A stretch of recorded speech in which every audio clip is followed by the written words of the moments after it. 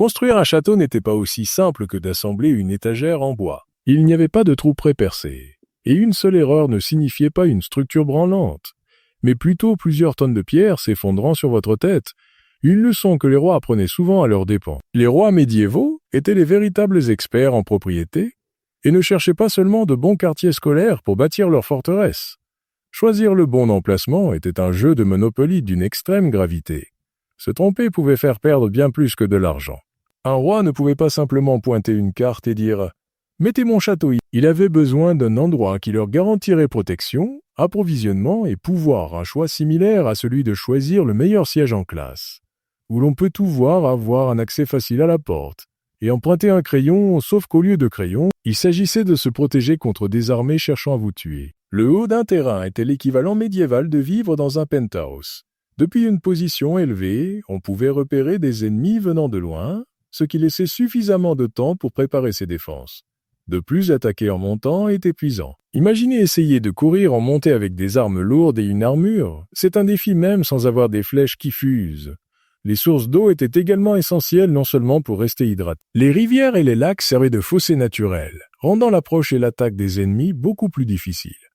Il offrait aussi un approvisionnement vital en eau douce pour boire, cuisiner et nettoyer, car personne ne veut vivre dans un château qui sent le chaussette sale. Des études archéologiques récentes ont même révélé des systèmes ingénieux de gestion de l'eau, incluant des citernes souterraines capables de stocker assez d'eau pour soutenir des centaines de personnes pendant des mois lors d'un siège. Être situé près des grandes routes et des voies commerciales, c'était comme avoir son château à côté d'une autoroute médiévale. Il fallait un flux constant de fournitures, nourriture, armes, matériaux de construction et toutes les autres nécessités pour faire fonctionner un château. C'est similaire à la façon dont les villes modernes se développent autour des grands pôles de transport. Sauf qu'au lieu de livraison d'Amazon, on recevait des charrettes de grains et de fer.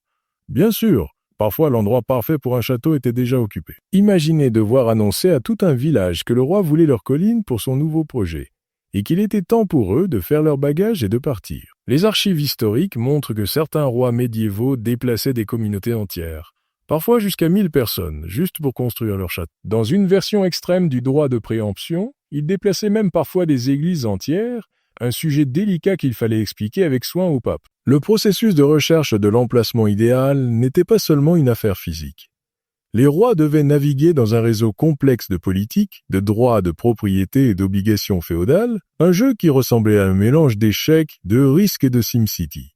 Un faux pas pouvait déclencher une guerre ou une révolte paysanne, et il existe des cas documentés de chantiers de châteaux abandonnés en cours de route en raison de telles disputes politiques. Pour atténuer ces problèmes, les rois tentaient parfois d'attirer les habitants déplacés en leur proposant des terres alternatives, des réductions fiscales ou d'autres avantages. C'était un peu comme quand tes parents t'achètent une glace après t'avoir fait ranger ta chambre, sauf que la chambre était tout ton village. Un roi particulièrement astucieux au XIIe siècle avait même offert des postes à vie dans son personnel de château aux dirigeants d'un village déplacé, un véritable changement de carrière médiévale. Les rois vraiment intelligents choisissaient aussi des endroits ayant une signification symbolique. Construire un château sur le site d'une ancienne bataille ou d'un lieu saint pouvait être perçu comme une forme de relation publique médiévale, envoyant un message puissant sur l'autorité et la légitimité, un peu comme les discours des politiciens modernes dans des lieux historiques. Mais avec plus de donjons et de ponts-levis, certains châteaux étaient même situés là où des légendes ou des mythes locaux existaient, ajoutant une couche d'intimidation surnaturelle à leur présence déjà impressionnante. Les considérations défensives pouvaient aussi être très créatives. Certains rois optaient pour des emplacements qui semblaient désastreux au premier abord, comme un marais, qui, malgré l'odeur, rendait presque impossible le déplacement d'équipements de sièges lourds à travers les marais. Un château célèbre au pays de Galles a été construit avec 3 côtés, faisant face à des falaises abruptes.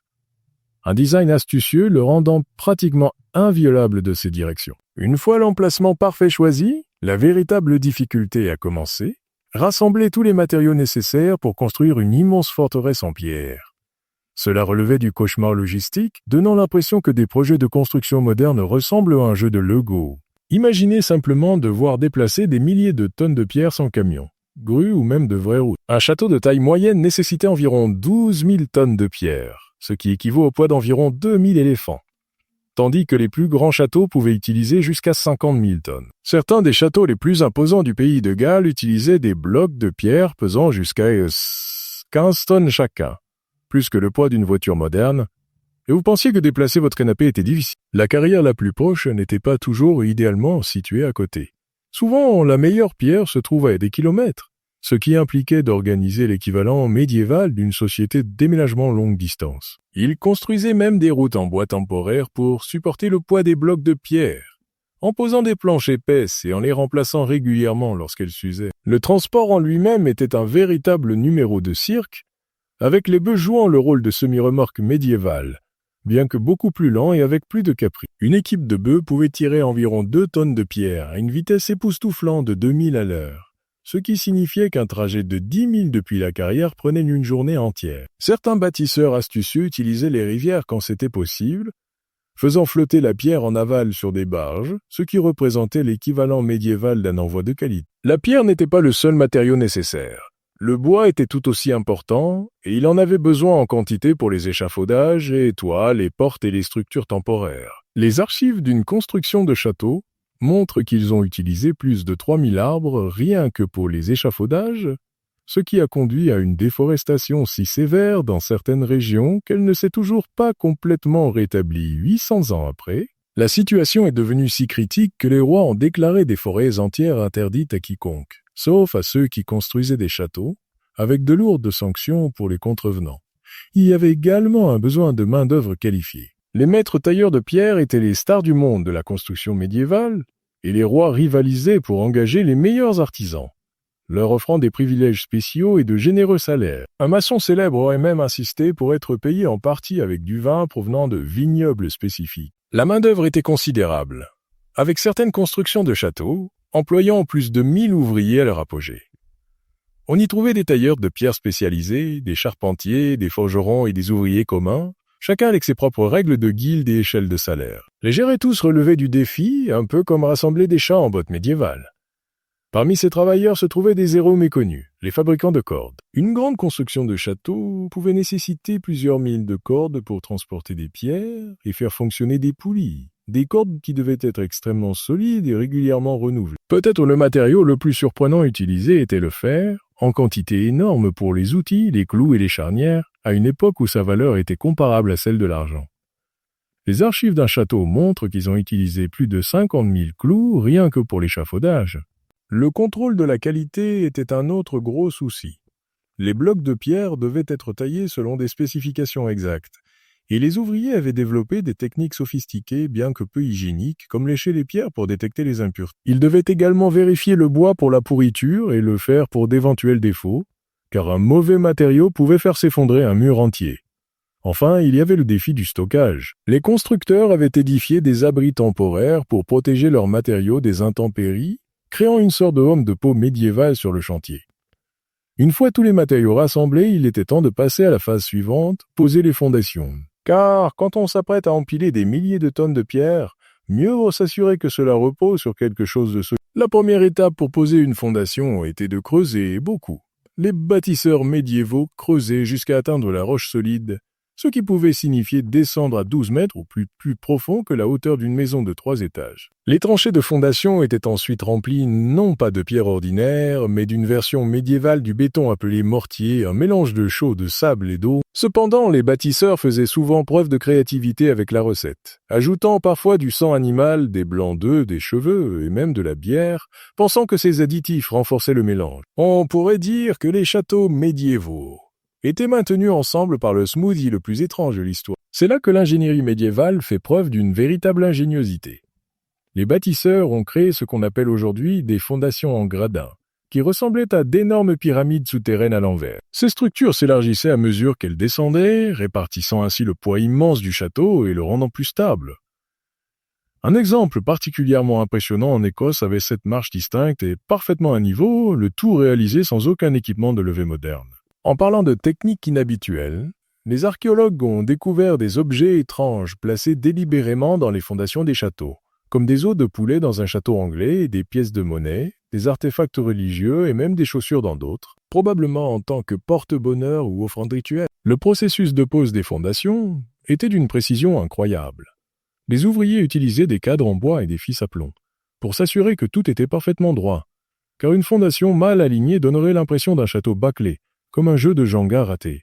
La taille de ces fondations était ahurissante, certaines atteignant jusqu'à 9 mètres d'épaisseur. Cependant, ce n'étaient pas des blocs solides.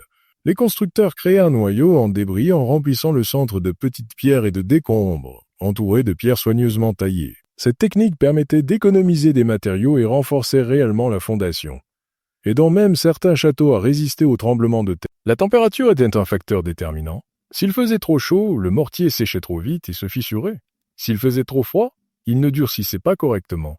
Pour y remédier, les bâtisseurs travaillaient la nuit pendant les vagues de chaleur estivale et recouvraient le mortier fraîchement posé de paille en hiver pour le protéger du gel. Certains utilisaient même la méthode de versement continu, travaillant jour et nuit en équipe, pour poser la fondation d'un seul temps. Cela nécessitait des centaines de travailleurs organisés en rotation, faisant passer les pierres de main en main dans des chaînes humaines et coordonnant leurs efforts avec des sifflements et des tambours. Beaucoup de ces fondations fonctionnent encore aujourd'hui, témoignant du savoir-faire de leurs créateurs. Les murs des châteaux médiévaux étaient des merveilles d'ingénierie.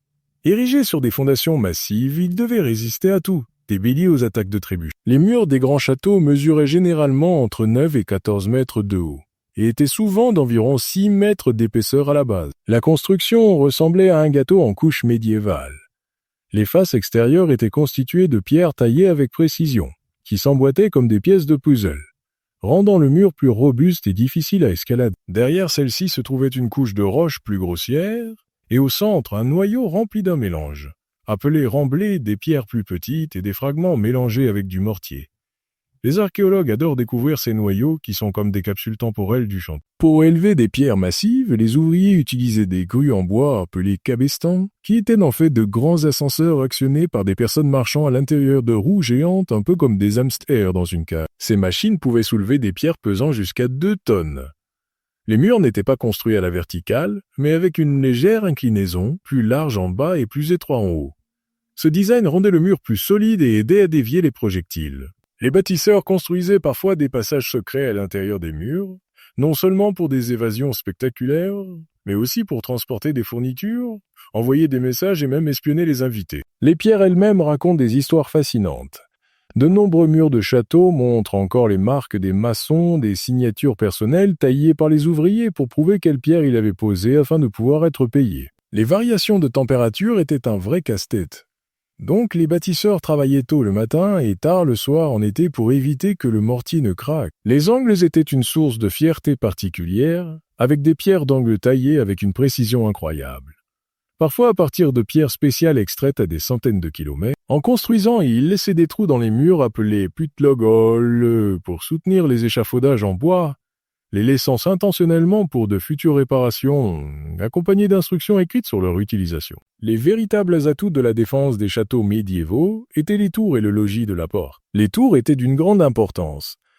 Les tours rondes étant le modèle le plus prisé en raison de leur résistance au bombardement et de l'absence de coins où les assaillants pouvaient se cacher. Leurs murs étaient souvent plus épais que ceux du château principal, et elle abritait les célèbres escaliers en colimaçon. Ces escaliers montaient presque toujours dans le sens des aiguilles d'une montre, une caractéristique défensive astucieuse qui offrait aux défenseurs droitiers en descente un bras libre pour se battre, tout en limitant le mouvement du bras des assaillants droitiers en montée. Certaines marches étaient même conçues à des hauteurs différentes pour servir de pièges médiévaux. La porte d'entrée du château était la porte d'entrée, la partie la plus défendue de l'ensemble de la structure. Une porte d'entrée typique était une forteresse à part entière dotée d'un pont-levis, d'une ou deux lourdes grilles en métal appelées herses et d'un espace mortel entre elles connu sous le nom de champ de bataille. Depuis des trous dans le plafond au-dessus, les défenseurs pouvaient faire tomber des pierres, du sable chaud, de l'eau bouillante et même des ruches sur les attaquants piégés en dessous. Des guetteurs postés en hauteur dans les tours faisaient office de système d'alerte précoce, utilisant un complexe de cornes et de cloches pour signaler différents types de menaces, donnant ainsi suffisamment de temps pour lever le pont-levis et préparer les défenses. Si tout échouait et que les ennemis franchissaient les murs, les tours et le poste de garde, le donjon représentait la dernière ligne de défense. C'était une gigantesque salle de panique médiévale.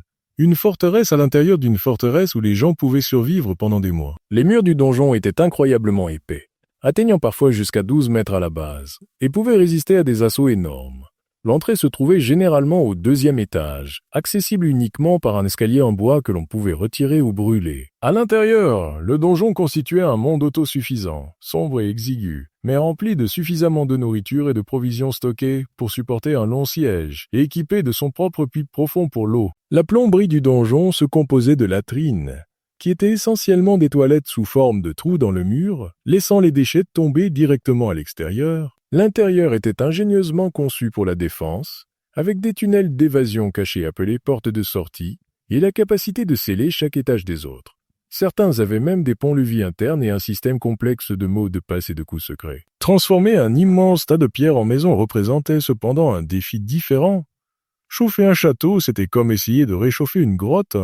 Ils construisaient d'énormes cheminées capables de contenir des troncs d'arbres entiers. Certains possédaient même une forme primitive de chauffage central, avec des espaces creux dans les murs pour faire circuler l'air chaud. Que beau raceminer de l'eau jusqu'aux étages supérieurs représentait un véritable effort pour les servants. Bien que certains châteaux disposent de systèmes de gouttières sophistiqués pour recueillir l'eau de pluie et la stocker dans d'énormes citernes. Sans électricité, la lumière provenait de petites fenêtres, de bougies et de lampes à huile, certains châteaux consommant des milliers de bougies en cire d'abeille coûteuses chaque mois. Les fenêtres en verre étaient un luxe rare, si précieuses que certains nobles les empaquetaient et les emmenaient avec eux en voyage. Le bain était un événement majeur, nécessitant que les servants portent des dizaines de seaux d'eau chaude sur plusieurs volets d'escalier. Les cuisines des châteaux étaient généralement construites comme des structures distinctes, conçues pour être en feu en permanence avec d'énormes cheminées pour gérer la chaleur et la fumée. Un château n'est aussi bon que les gens qui le défendent.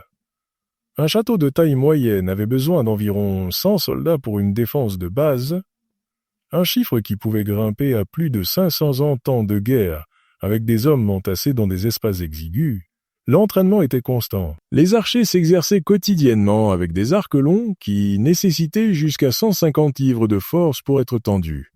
Une discipline qui modifiait physiquement leur squelette avec le temps. L'invention de l'arbalète a tout changé. C'était une arme puissante et facile à utiliser que l'Église avait tenté d'interdire, la qualifiant de trop mortelle pour la guerre chrétienne. Les défenseurs utilisaient des armes créatives comme les crochets à pic et de petites pointes désagréables, et survivaient au long siège avec des rations alimentaires strictes, parfois en ayant recours à des recettes comme la soupe de bottes en cuir. Les défenseurs avaient des rôles spécialisés, allant du hoblard qui patrouillait sur les murs à cheval au maître de Springal qui entretenait d'énormes machines lançant des projectiles. Les gardes travaillaient en équipe et avaient des astuces créatives pour rester éveillés, comme boire du vin épicé ou porter des pierres lourdes. Ce qui était le plus impressionnant dans la défense du château, c'était la coordination. Différents groupes collaboraient comme une équipe des forces spéciales médiévales, s'appuyant sur des manuels de défense détaillés et des systèmes complexes de signaux avec des trompettes, des drapeaux et des miroirs pour communiquer. Toutes ces défenses fonctionnaient remarquablement bien, jusqu'à ce que quelqu'un invente la poudre à canon. Les premiers coups de canon pouvaient infliger plus de dégâts en 1 heure qu'une trébuchet en 1 semaine. Et soudain, ces épais murs de pierre n'étaient plus si invincibles.